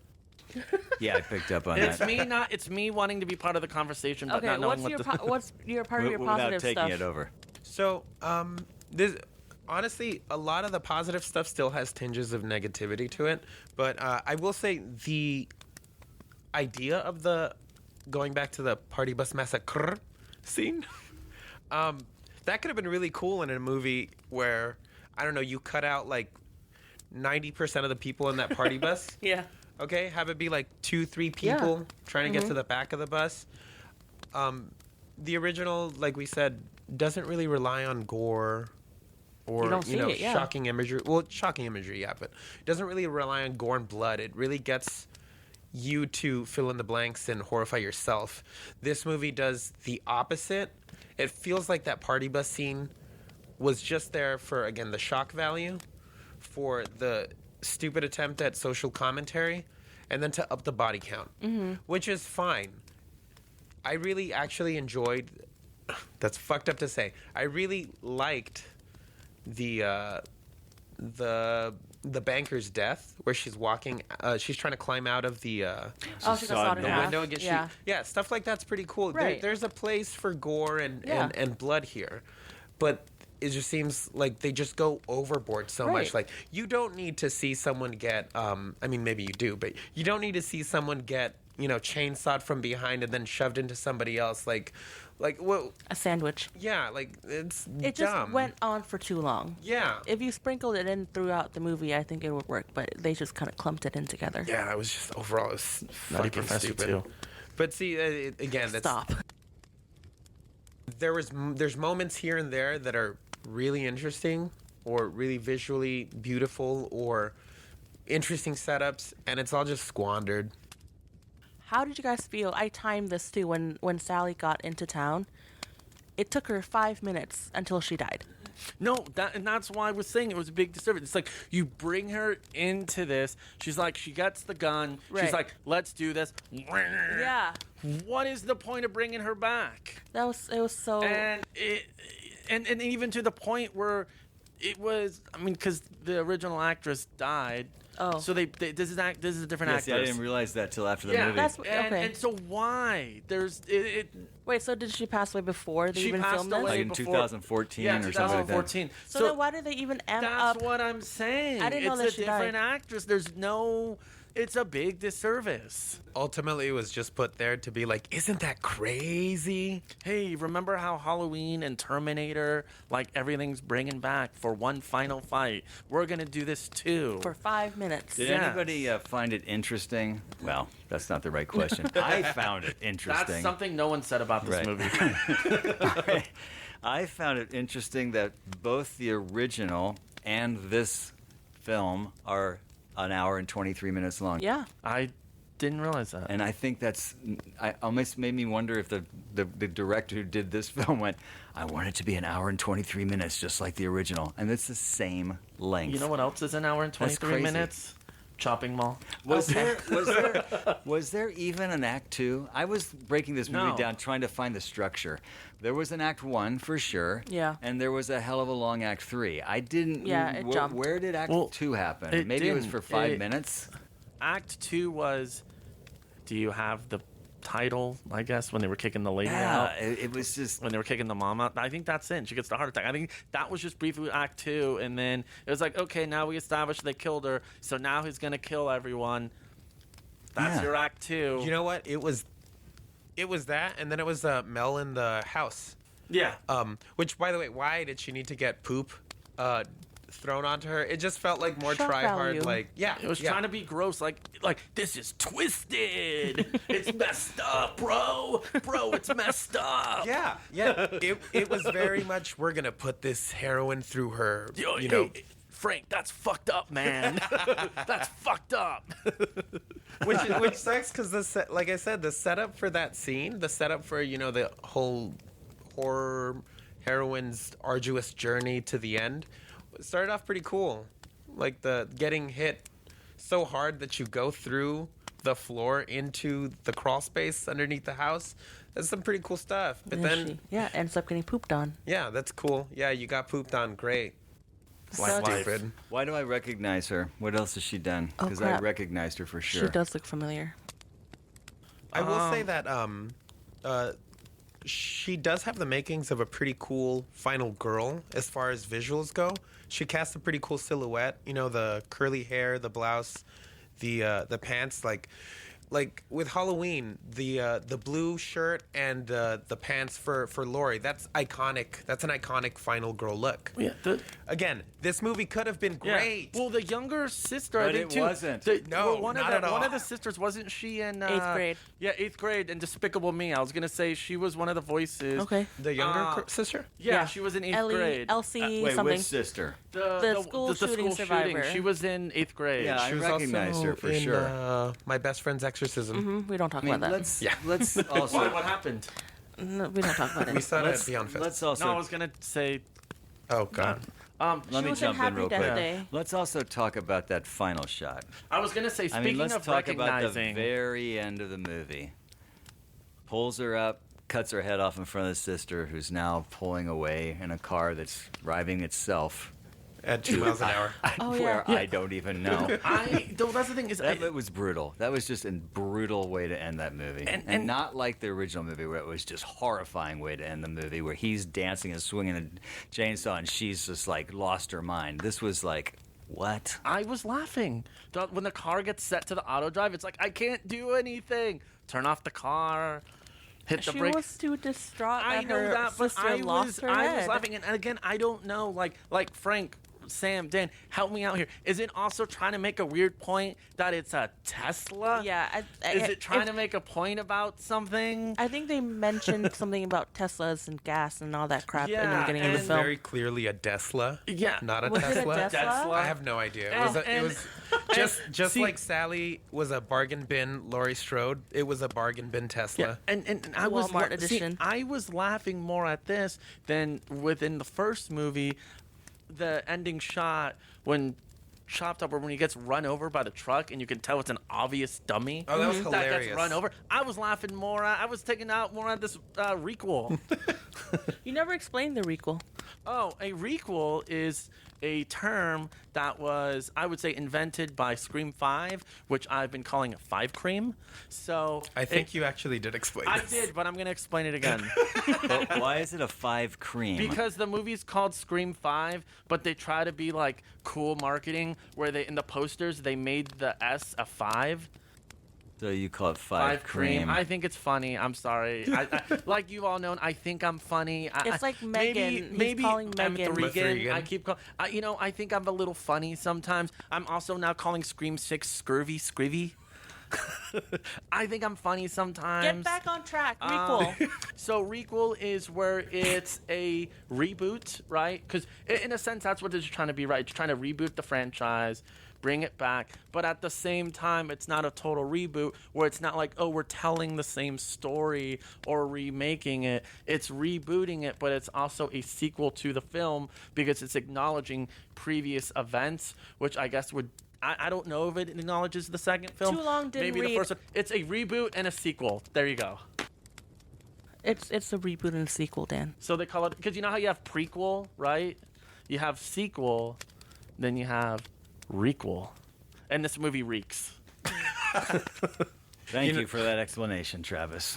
You know, some of the practical work on this was actually pretty cool, though. Yeah. Going back to the camera work, because it's related to this, Dante's death, or his initial quote-unquote death, where... Who's Dante again? He's the guy who lied about having the title. Oh, okay. Yeah. You know, it's an inferno. Half his face is gone, and he's just sort of dragging him around, Yeah, dragging that himself around Glasgow town. smile looked really cool, but I also really did like the shot where he gets pulled into the other room and the door is swinging open and closed, so you kind of see the scene continuing on, but not too. That was pretty cool. So the plus point for the movie there. Positive point. Now, something that's not positive. Sally's a fucking moron. Again, why? Sally doesn't feel like... I mean, I guess you don't get too much characterization in the original, but it doesn't feel like the same character. It doesn't make sense. And She's a badass now because she went through so much in the last 50 years. So now she's a badass. It explains she spent her entire life as a Texas Ranger looking for Leatherface. Uh-huh. The gas And then- station guy explained all that in the beginning. Oh of the yeah, movie. yeah. And then she spent like 5 minutes. a minute. Yeah. Yeah, one of those 5 minutes just staring Leatherface down and not shooting his fucking head off. You thought Yeah. she'd had a better plan than the Yeah. one she And came then up her, with. like you said earlier, asking him if he remembers her name.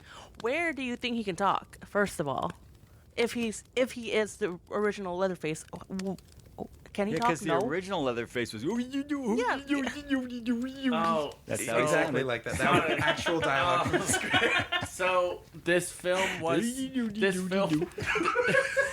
this film was slated to come out in 2021 in theaters, but because of disastrous test screenings, they did not go the theatrical. What was the disaster? They actually saw the movie? Yeah. Leatherface doesn't feel like OG Leatherface either. He's a little too smart in this movie. A little. A lot of too smart. A lot of I too mean, smart. We can agree, though, that isn't No, because there was Leatherface. a No. picture on the wall of the house. It was like the orphanage, and he was in the back all scratched out. But he was a lot older than the other ones. Which would, I guess, put him in the age range Leatherface is supposed to be, but it's not. It's not It's him. not- no, yeah, it's still not present him. in the Did you movie. guys see the end credit though? There's an end credit. Yeah, he goes back to the original house. Oh, yeah. right when the credits Oh, came on, no. I ended my viewing. Yeah. I did too. Right This is when the the first credits time I hit. saw this twice, not because I wanted to, but Somebody made you? well, the first time was when it first came out. I was excited, so I Did watched you, it. Valentine's did Day you movie. lose a bet? No, I tricked myself, but no, I didn't. I missed the end credit because, like Travis, once the credit came on, I'm like, this is it. I can't do this.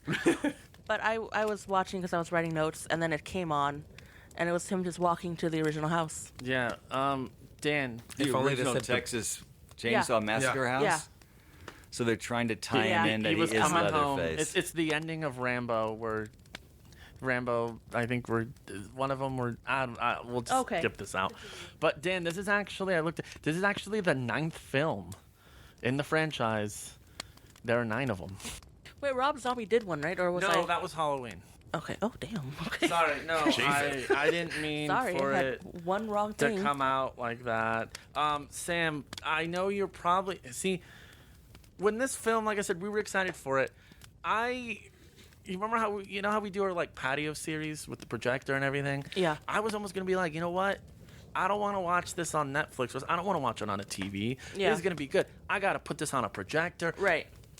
What? Yeah. Good thing we didn't. We would have been so mad. Yeah, I. Yeah. I miss my patio. Yeah, the patio sessions. Mm-hmm.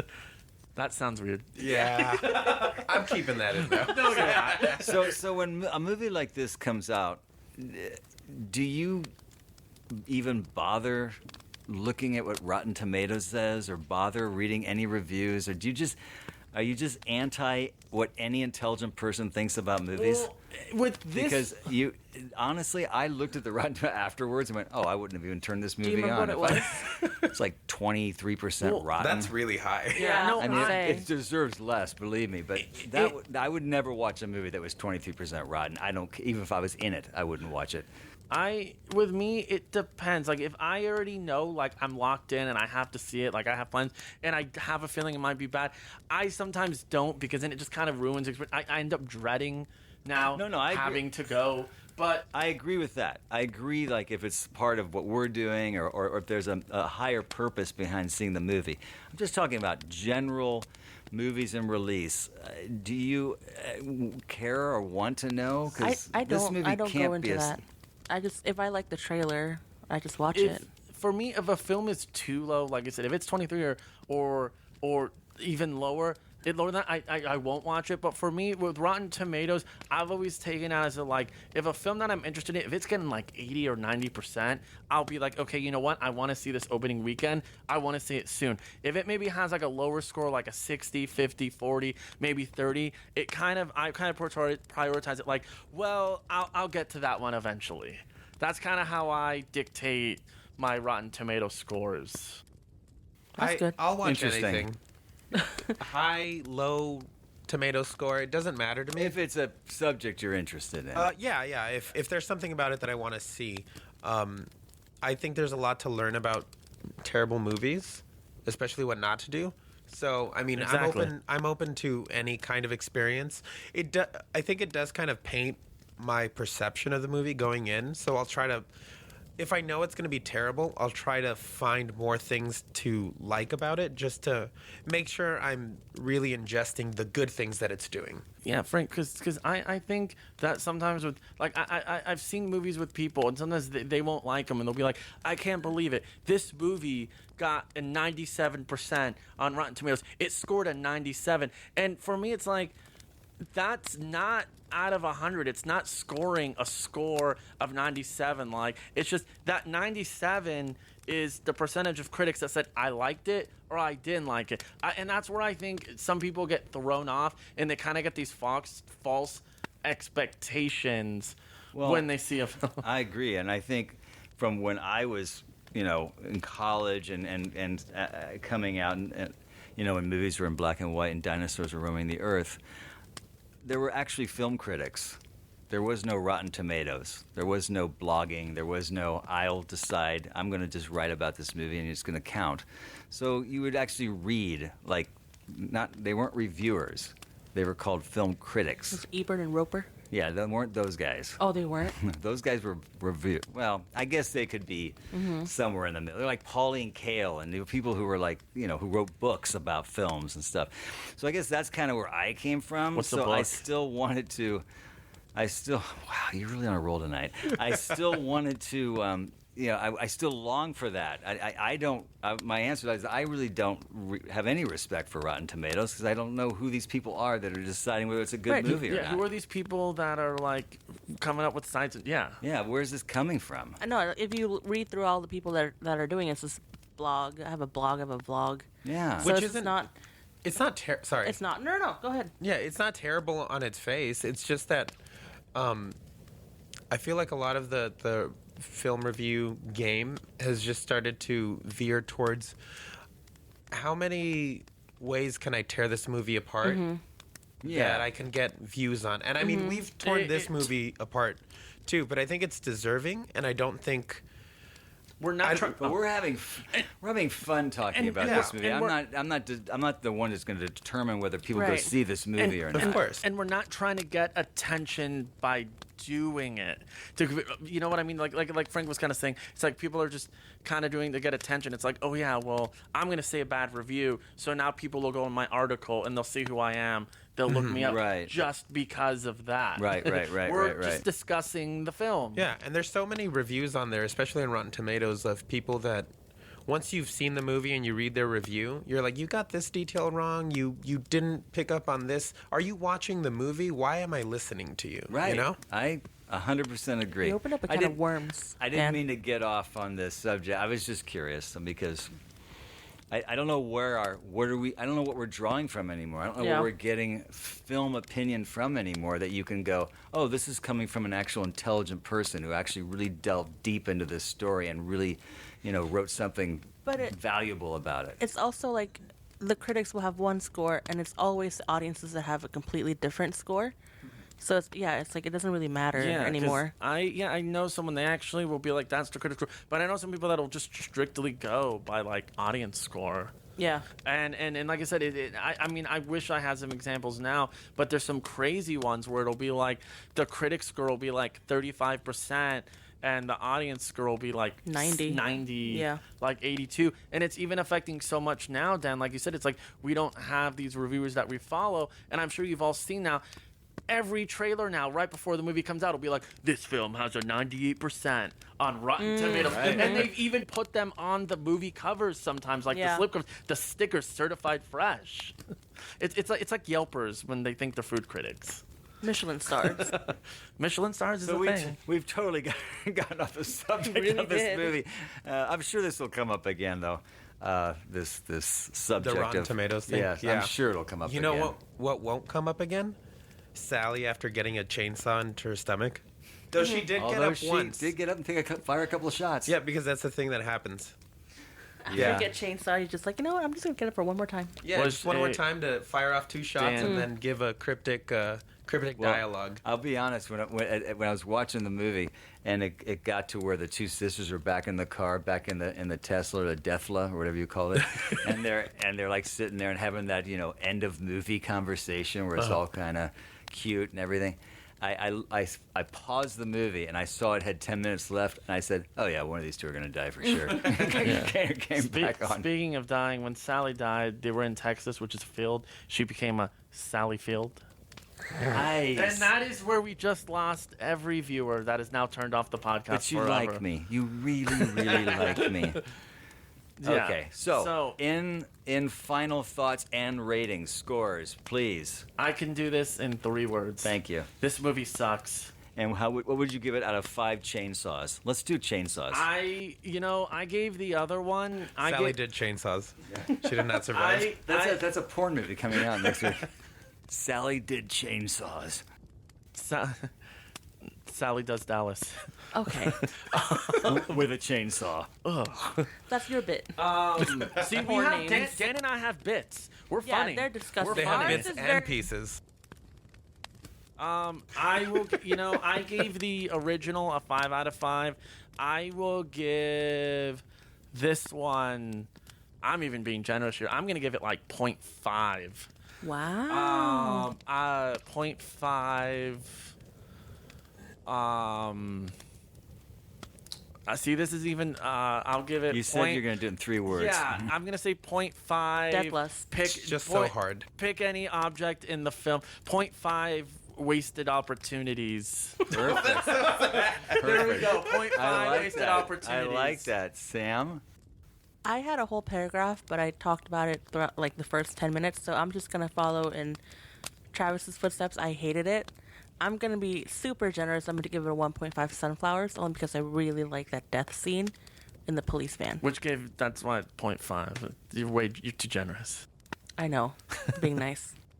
You like chopping mall, okay? But they're bad for 2 different reasons. Okay, see. Wait, No, you no, said we're chopping done. mall is great. You used the word great when you described it, so you can't We're go not back and gonna say go bad. into this. No, Tune in. Frank, go. Tune in next week where I will give my reasoning. Frank, I finally go. figured it out today while driving of why great and what took it means you like to 8 me. episodes for you to No, figure it out. took me a lot of my life actually. I finally figured. I traced this back, going back to Wasted like opportunity. 2003. Oh my God. I traced this back. Okay. So tune in next Okay. week to hear it. Okay, I can't wait. Frank. There's so much about this movie that I hate, and so much about it that I love. What? Most of the love is Was the when it ended. is the It's the when it negativity. ended and the technical aspects of Okay. it. It's shot really well. It's lit really well. The sound design is good. I like the set design, the costume design. It's not terrible in those aspects. What you can enjoy of the death scenes is pretty decent. A lot of setups are cool. There's also Richter, a real final girl in this movie, and this big gun. You did then like pick a- Richter, didn't Yeah, you? I kept mine short because I'm gonna come on everyone's. So Frank, what you're saying is everyone in this film did their job well except for the writers and director. Pretty much, yeah. Honestly, I'd even Right? say as far as I've said that before about other movies. as far as a director for hire, because that's what it felt like. He did kind of go above and beyond what I could have hoped for a terrible, stupid movie with so many flaws. But if I have to give it a rating, just based off of the positives and the negatives, My butt has fallen asleep. I'm sorry. No, sorry, hey. what you missed though was Dan Yes, thrusting. I was into the thrusting air. and gyrating, trying to bring some blood back into my butt. Dan, now that your leg fell asleep, it's gonna be up all night. stop. I don't get Wait, it. you didn't. What was your rating? My A leg rating. up? My rating is going to be 2 sassy Leatherfaces throwing a chainsaw at a car out of 5. That's four Yeah. times mine. Yeah. Good You at gave it a math. Good job. 4.2? No, a 2.5. Oh, a It's more than 2.5. 2 out of 2 out I of was 5. like, what? Yeah, 2 2 out out of of 5 5. sassy I'm Leatherfaces. I can't think 'Cause I straight. gave it my, a half, it's my 4 butt times is mine. asleep. Because when did you notice the sassy hair whip that he makes when he throws his chainsaw at Sally's cruiser when Mel and Lila are No, trying to I don't run him remember. over? Yeah, he kind There's of a lot throws of his them. chainsaw I at the don't air, remember. Yeah. but So- he like Yeah, whips he his was hair really. a little bit. He was good with that chainsaw, just kind of throwing stuff So around. Dan, before you I get wonder if started, Richter's good before with you his get started on chainsaw. your Oh, I bet he is. You know what? He also threw his chainsaw on the floor like a green shell from Mario Kart when he knocked Lila down at that final confrontation. yeah. Dan, before you get started on your final thoughts, He always and, interrupts your final and thought. your by the way. ratings. The joke is that if you typically fall asleep during the day and take a nap, then you're gonna be up all night because you can't fall asleep. So now that your leg fell asleep and you had to wake it up, it's gonna be up all night. Restless you know what they leg. say about if you have to explain a joke? It's a Travis But that's- joke. It's It's a it's not travesty. funny. It's a travesty. Okay. That's my. That's actually my tea brewing company. Took that away from all of y'all. I took it away from all of you. I'm gonna keep mine really brief, like my boxers. I think we've all said enough about this movie. I think this movie's a piece of garbage. Does it have any good action and good kills in it? Absolutely, but it's just hanging on some real crap. Like your And- boxers. Like, Oh my god.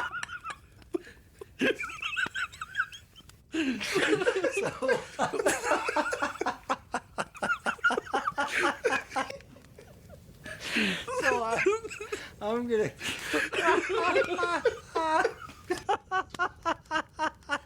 I've never heard that. This is a first. So I'm gonna give this I'm gonna give this movie one bloody chainsaw, and I feel like I'm giving it way too much. Speaking about giving it way too much, tune in next week. No, not next Wait, week. before that, can I We do two don't things? know what next week is. No. Can I talk about two things? I forgot. Yes. Yeah. First one, the Polaroid that Sally has on her. At first, I'm like, okay, great, it's a recall from the original. And then when I watched it, the original, I was like, oh, when what's his name, Chop Top, was taking that picture, Yeah. Yeah. he didn't. It wasn't even that picture, and he burned it. So where did that picture come from? It Oh, came wow. from the writer's ass, where most of the script came from. And two, I was gonna ask you, Dan. It's been what, 8 episodes ish? How do you feel right now about watching all these horror movies once a week? Oh yeah. I could say I think I'm being very disturbed by this, but actually I'm having a really great time. Good. That's good to hear. I'm actually surprised by myself because I've always been really afraid of these kind of movies because I'm really not the kind of guy that's looking for scares and gore. That's not my choice. But I'm actually surprised at how I'm not really that bothered by that and far more entertained and interested in the storytelling, which by the way, a lot of it isn't very good. So I'm hoping for some really good storytelling. Not all of it, you know what I mean though. So yeah, I'm digging it. Ask me like 70 more movies from now. Follow us, like us, share us, comment, write a review. This is Strangers in the Alps, a slasher podcast. I'm Dan. He's Travis, she's Sam, and he's... Because this is Dan being brief. And we're out.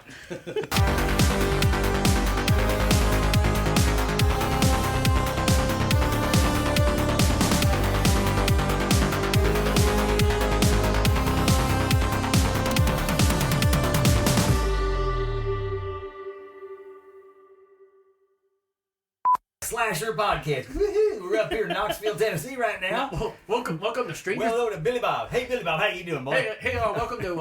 Welcome to Strangers in Green Acres. Welcome to Strangers in the Smoky Mountains.